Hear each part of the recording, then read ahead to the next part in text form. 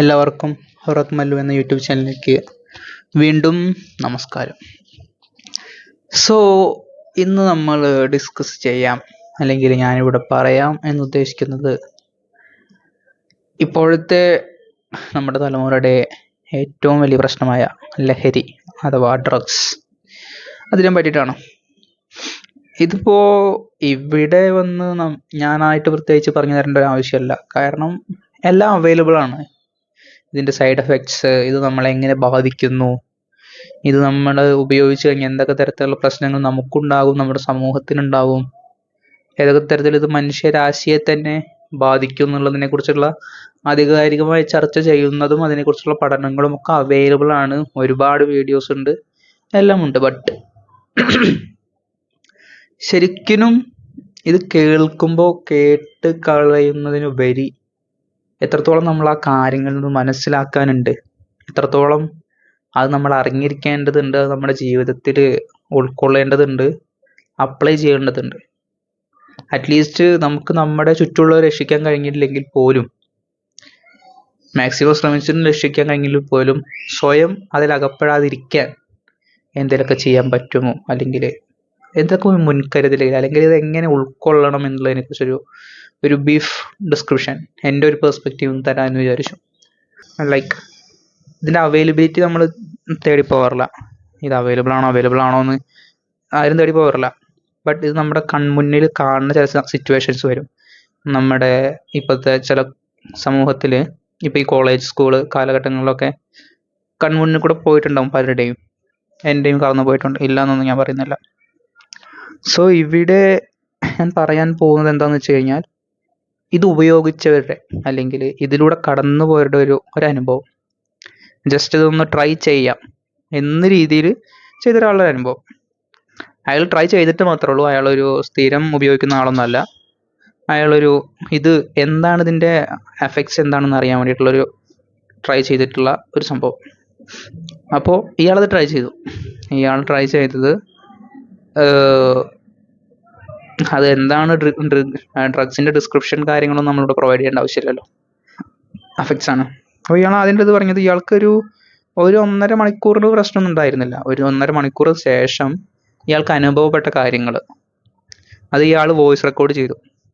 അതായത് ഇയാളുടെ ഉപബോധ മനസ്സും ബോധാവസ്ഥയും അവബോധാവസ്ഥയും തമ്മിലുള്ള ഒരു കോൺഫ്ലിക്റ്റ്, ഇത് ഇയാൾ റെക്കോർഡ് ചെയ്തു. കോൺഫ്ലിക്റ്റ് എന്ന് ഉദ്ദേശിക്കുന്നത് ഇയാൾക്ക് വരുന്ന ഓരോ മാനുഷിക വികാരങ്ങൾ, അയാളുടെ ശരീരത്തിൽ സംഭവിക്കുന്ന ഓരോ മാറ്റങ്ങൾ, അയാളുടെ എന്താ പറയുക, രൂപത്തിലും ഭാവത്തിലും പ്രവൃത്തിയിലും വരുന്ന ഓരോ മാറ്റങ്ങൾ, ഇത് ഇയാൾ ഡിസ്ക്രിപ്റ്റീവായിട്ട് പറയാന്ന് വെച്ച് കഴിഞ്ഞാൽ, ഇത് അയാൾ ലൈവായിട്ട് അയാൾക്ക് അനുഭവപ്പെടുമ്പോൾ ഇയാൾ ഇത് റെക്കോർഡ് ചെയ്യുക.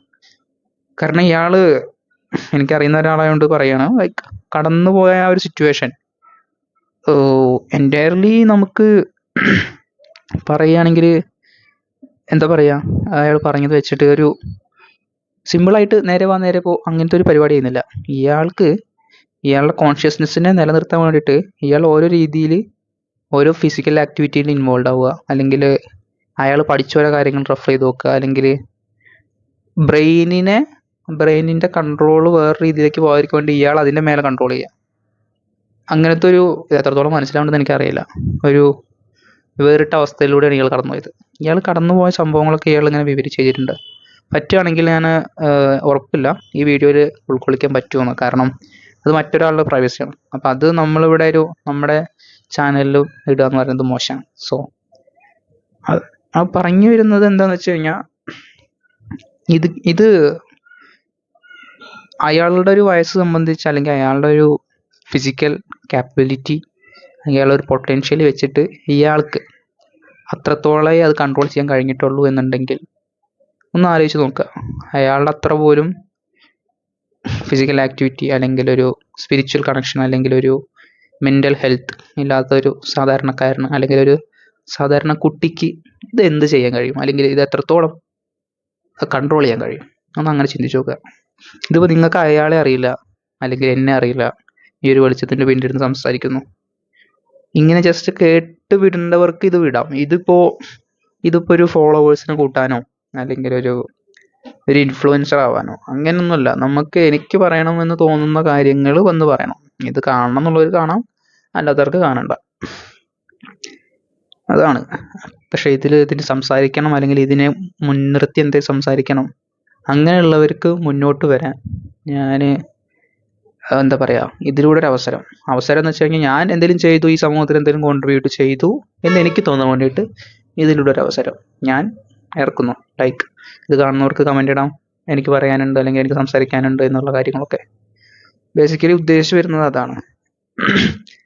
ഇതിൻ്റെ പ്രശ്നങ്ങളും സൈഡ് എഫക്ട്സും കാര്യങ്ങളൊക്കെ ഒരു വിധത്തിൽ എല്ലാതും പറഞ്ഞു തരുന്ന ഒരുപാട് പേര് നമ്മുടെ യൂട്യൂബിലും എല്ലാ സോഷ്യൽ മീഡിയാസിലും അല്ലാതെയൊക്കെ ഉണ്ട്. പക്ഷെ അനുഭവങ്ങൾ പങ്കുവെക്കാൻ, അല്ലെങ്കിൽ ഇതിൻ്റെ അഫക്ട്സ് എത്രത്തോളം ബാധിക്കുന്നുണ്ട് ചുറ്റുമുള്ളവർ സ്വന്തം ലൈഫിനെ. ഇപ്പോൾ എൻ്റെ സുഹൃത്ത് എൻ്റെ അടുത്ത് പറഞ്ഞ പോലെ അതുപോലെ നിങ്ങൾക്കുണ്ടാവും പറയാൻ, അല്ലെങ്കിൽ നിങ്ങൾക്കൊരു സുഹൃത്ത് ഉണ്ടാവും. പക്ഷെ ഇങ്ങനെയുള്ള സുഹൃത്തുക്കളുടെ അനുഭവങ്ങളാണ് നമ്മുടെ സമൂഹത്തിൽ എത്തേണ്ടത്. കാരണം അവരുടെ ജീവിത അനുഭവങ്ങൾ കാണുമ്പോഴെങ്കിലും ചിലരെങ്കിലും ചിന്തിക്കും, ഇതെൻ്റെ ജീവിതത്തിൽ സംഭവിച്ചു കഴിഞ്ഞാൽ ഞാൻ എന്താ ചെയ്യുക, അല്ലെങ്കിൽ ഞാൻ എങ്ങനെ ഹാൻഡിൽ ചെയ്യുക.